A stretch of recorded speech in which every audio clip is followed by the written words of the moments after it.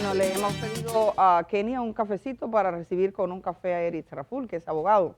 Vamos a conversar con él diferentes temas. Bienvenido, Eritz. Qué bueno que esté con nosotros esta mañana. Gracias, Edith. Siempre un placer estar contigo y aquí con Germán. Bueno, pues Eritz Raful es abogado. Eritz ha hecho estudios de diferentes situaciones en el país, en el ámbito de la seguridad, en el ámbito de la salud, que fue donde primero recuerdo haberle entrevistado. Pero le hemos invitado por un caso puntual, la tragedia del Jet Set. Sabemos que esta tragedia que costó la vida hasta ahora a 232 personas, más de 100 heridas, ha conmocionado, tiene diferentes miradas, diferentes aspectos, y uno de los aspectos es el legal. Nos enfrentamos o estamos frente a una situación en la que una entidad, una empresa, tiene un centro de diversión donde van personas que están ahí, y allí encuentra la muerte. Entonces, eso tiene una consecuencia legal, una consecuencia jurídica. Y queremos ver los aspectos propios de esta situación. Me gustaría comenzar de modo global, Eritz, para saber qué es lo que procede ahora, qué es lo que podríamos esperar y qué dice la ley para resolver en parte, porque esto no tiene solución. Hay situaciones que no tienen definitivamente solución, como la vida, pero digamos que para, en términos legales, cerrar ese expediente. Sí. En primer lugar, Edith, gracias de nuevo. Es una situación, yo no recuerdo una conmoción nacional y un dolor colectivo tan fuerte como este hecho por una serie de factores, sobre todo en un contexto de alegría, de felicidad, y que con tanta gente falleciera, y sobre todo una composición social heterogénea, donde todos los sectores sociales del país de alguna manera estaban ahí representados, desde trabajadores hasta empresarios, artistas, y ciertamente es una tragedia que, como tú muy bien señalas, la vida no tiene valor ni forma de ser mesurada.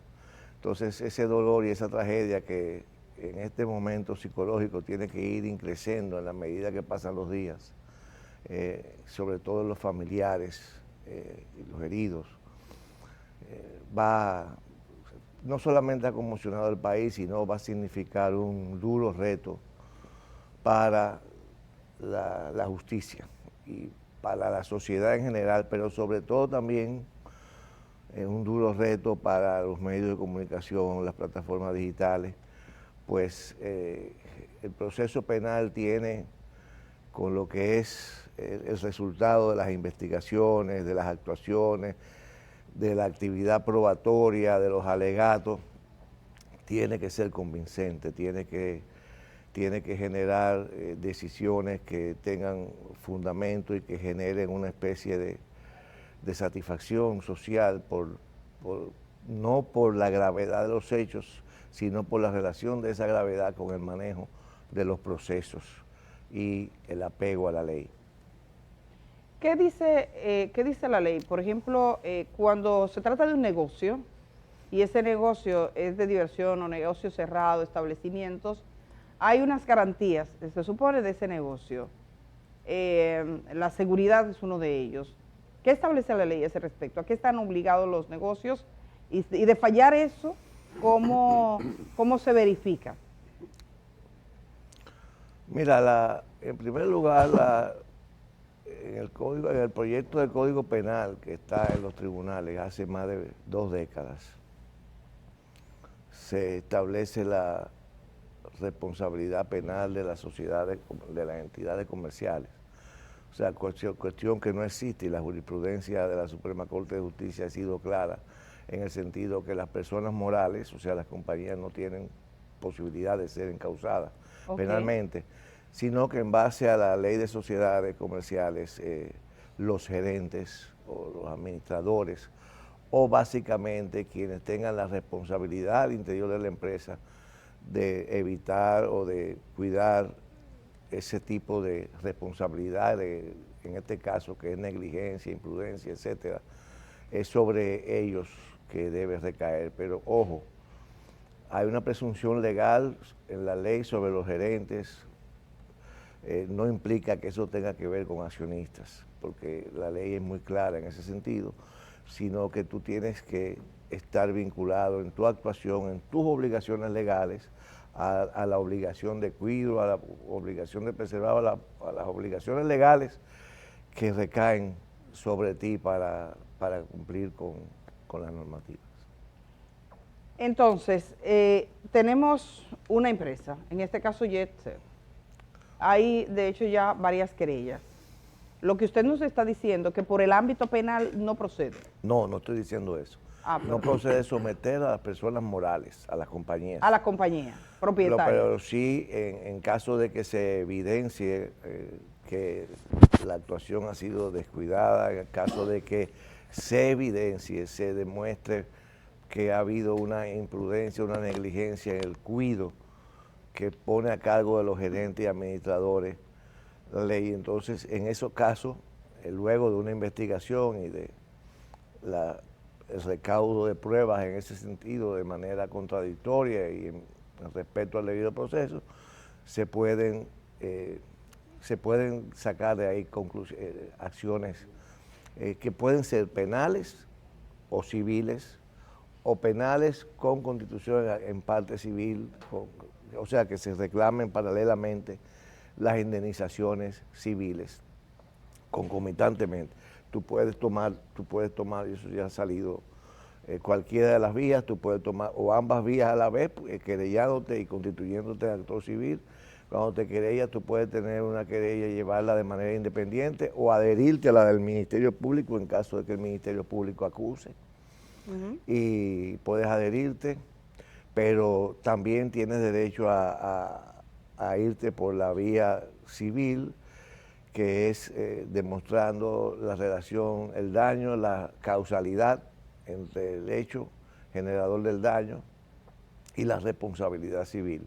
O sea, tú tienes derecho, eso ya en virtud del Código Civil 1382, 1383 y sobre todo 1386 del Código Civil, que tiene que ver con las resultantes del descuido de las estructuras físicas, de los derrumbes, etcétera. O de los vicios de construcción. Sí, yo tuve la posibilidad de entrevistar la semana pasada, y supongo que usted la vio, la entrevista al señor Antonio Espaillat. Y él decía, Jetset pertenece a una compañía. Yo soy el gerente, yo no soy el dueño. Jetset es una compañía de la cual forma parte su madre y él. Entonces, alguna gente no logró comprender lo que eso significaba, pero hay abogados que me han dicho que eso tiene una interpretación jurídica.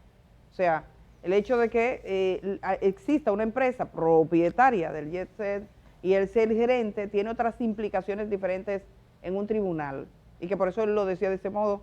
Yo, que no soy abogada, no me percato de la diferencia realmente. Digo, bueno, el dueño, pero no. Dice, esta compañía. ¿Qué significa eso en términos, cuando se vayan a los tribunales, que se diga, esta empresa pertenece a una compañía de la cual estas dos personas son los tenedores? Mira, tiene varias implicaciones. La primera de ellas es establecer, todo tiene que ser establecido no en un programa de televisión, sino ante los jueces. La actividad probatoria tiene que verificarse en los tribunales. Y bueno, cualquier declaración que tú hayas dado, ustedes han visto los procesos de corrupción y cosas. Al final ningún juez se pronuncia o puede basar un fallo en una declaración, en un medio de comunicación, una cosa, si no está debidamente constatada o refutada. Y esas declaraciones pueden servir para reforzar o desmentir un alegato probatorio en juicio. Y es en juicio el único lugar donde se debe saber. Pero tu pregunta particular, que qué se deriva de eso, es muy interesante. Mira, uno lo ha visto en muchos casos. Tú puedes decir, bueno, ¿qué dicen los documentos constitutivos de la compañía?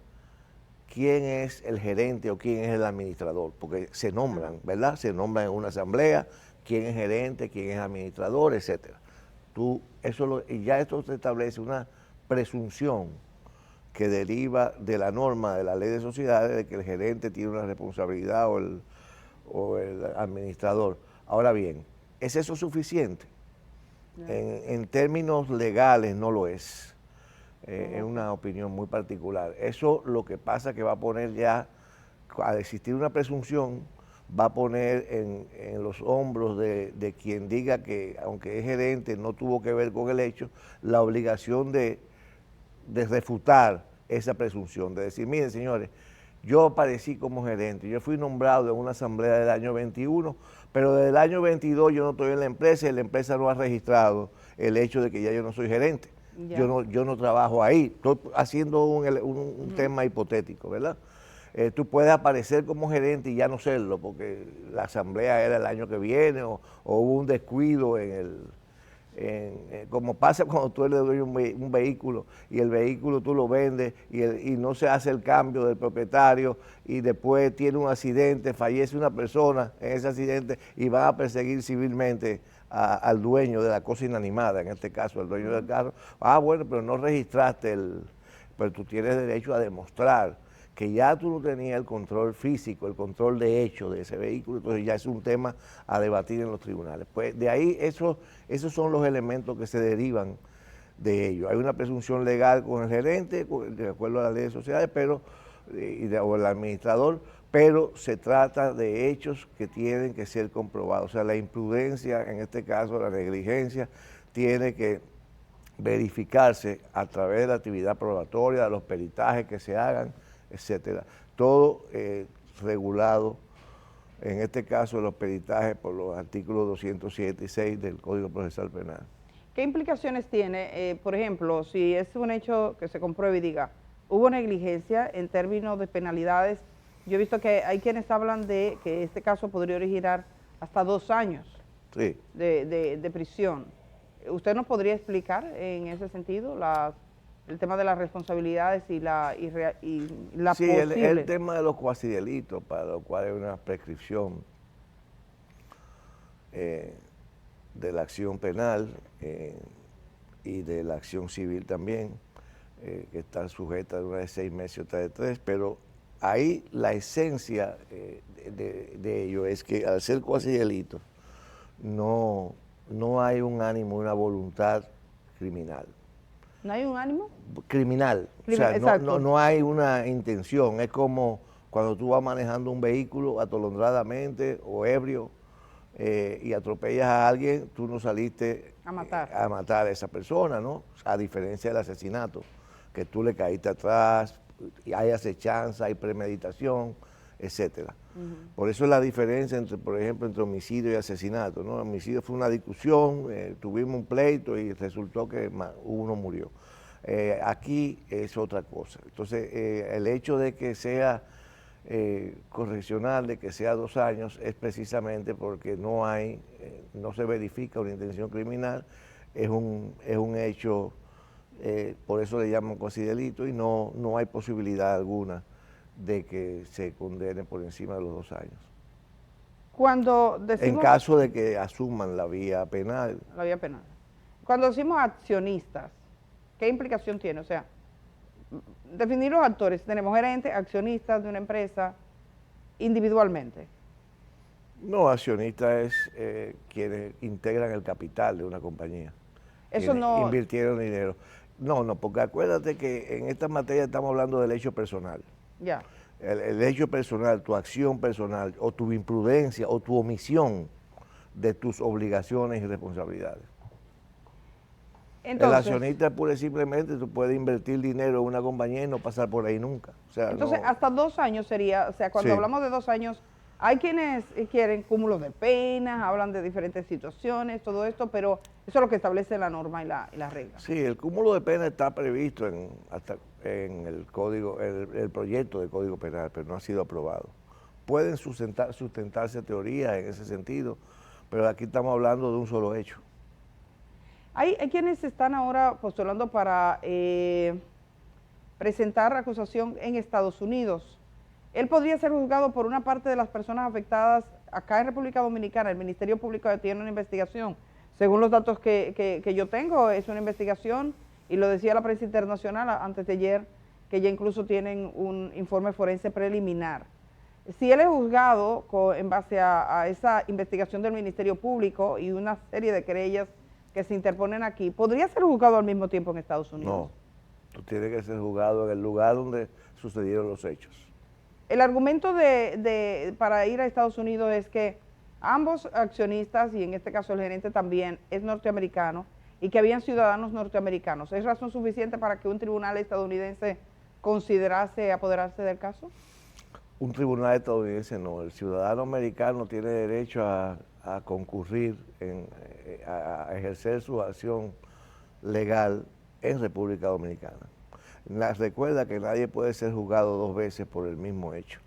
Y establecer eso, el hecho de que sea juzgado en Estados Unidos y aquí, vulneraría una disposición constitucional legal que existe, aquí existe y también existe en Estados Unidos. En Estados Unidos se llama double jeopardy, que es una doble persecución por los mismos hechos, que eso está prohibido como una garantía de naturaleza constitucional en nuestro país. Y se lo pregunto porque vi una oficina de abogados que hacía internacional, que hacía un anuncio en ese sentido.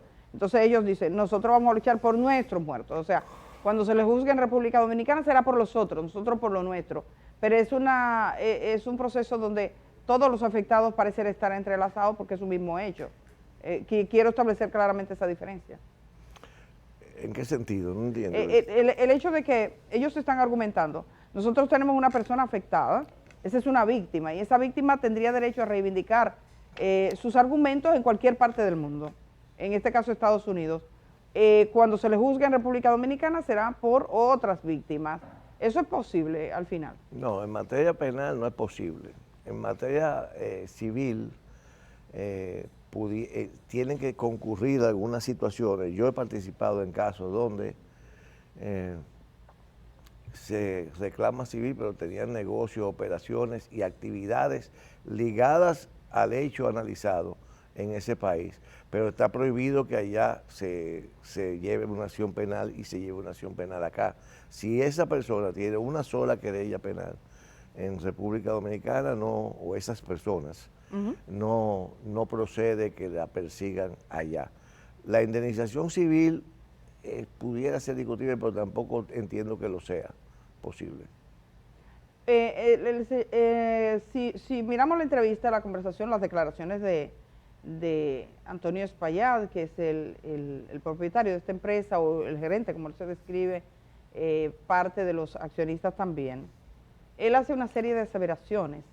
Hay abogados que se me han acercado y hacen valoraciones del peso que pueden tener esas declaraciones en un tribunal. También hay abogados o representantes de víctimas que han pedido oficialmente. Yo debo decir que en eso el canal, por ejemplo, y suele ocurrir, se habla de un caso, piden el video y piden una certificación.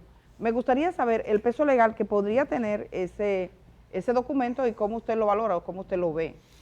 El Código Procesal Penal contiene, a partir de los artículos 160 y pico, 170 por ahí, la forma en que se obtiene la prueba y la forma en que se acredita y cómo se valora. Y todo ello es en el contexto del proceso judicial. Incluso las pruebas que levante el Ministerio Público en su investigación, como en el caso de los peritajes, son preliminares y tienen que ser presentadas en audiencia. Te decía hace un rato que tú no has visto una sentencia en los casos de corrupción, por ejemplo, de que esté basada en que fulano es un periódico. Tú puedes utilizar una entrevista o algo así, o una publicación o algo que se escribió en algún medio, posiblemente para refutar algo que se diga en el tribunal o algo que se plantee, o para sembrar de dudas o de certezas una aseveración o una alegación probatoria en el tribunal, pero siempre en el contexto del proceso. Y habrá que ver si la prueba se adquirió respetando los procedimientos establecidos en el código. Hay que tener mucho cuidado, sobre todo en esta época donde los medios de comunicación, las plataformas digitales, muchas veces juegan un papel que afecta o puede impactar la imparcialidad de los jueces. Cuando uno estudiaba, el tema de imparcialidad de los jueces era un tema de política y de empresarios. Ahora se ha añadido en los últimos 20 o 30 años el tema de las redes sociales, los medios de comunicación, y que se utilizan para incidir en los fiscales, para incidir en los jueces, en lo que va a ser la decisión. Y es un tema mundial, ya es un tema que hay que tener mucho cuidado, porque en las plataformas digitales y los medios tiene que preservarse